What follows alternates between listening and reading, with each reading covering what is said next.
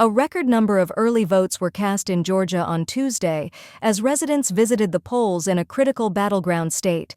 This state is currently dealing with the aftermath of Hurricane Helene and controversial changes to election administration, which have led to numerous lawsuits. Gabe Sterling from the Georgia Secretary of State's office reported that more than 328,000 ballots were cast on Tuesday. He stated on X, "So with the record-breaking first day of early voting and accepted absentees, we have had over 328,000 total votes cast so far." Sterling noted that the previous record for the first day was 136,000 votes in 2020.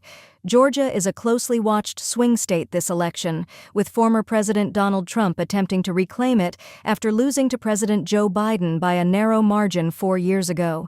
Trump and his allies had previously attempted to overturn his defeat in the state. This year, new changes to election procedures approved by Republican members of the state election board have led to legal challenges from Democrats and others. Parts of Georgia are still recovering from Hurricane Helene, which struck the U.S. last month and caused damage in several southeast states.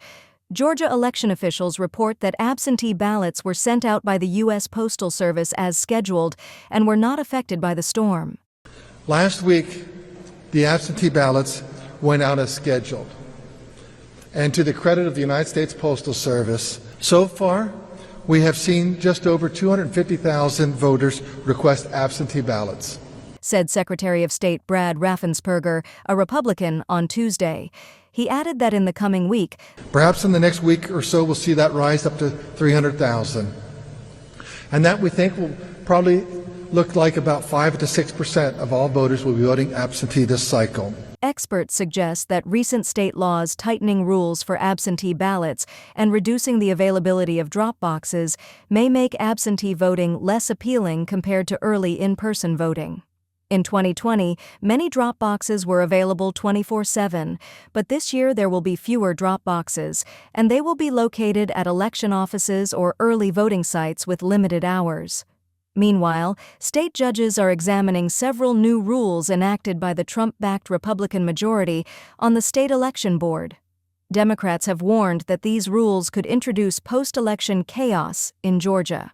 After a lengthy court hearing on Tuesday, Fulton County Superior Court Judge Robert McBurney suspended a rule that would have required officials to hand count the number of ballots cast at each polling place. He criticized state election officials for approving this rule so close to Election Day.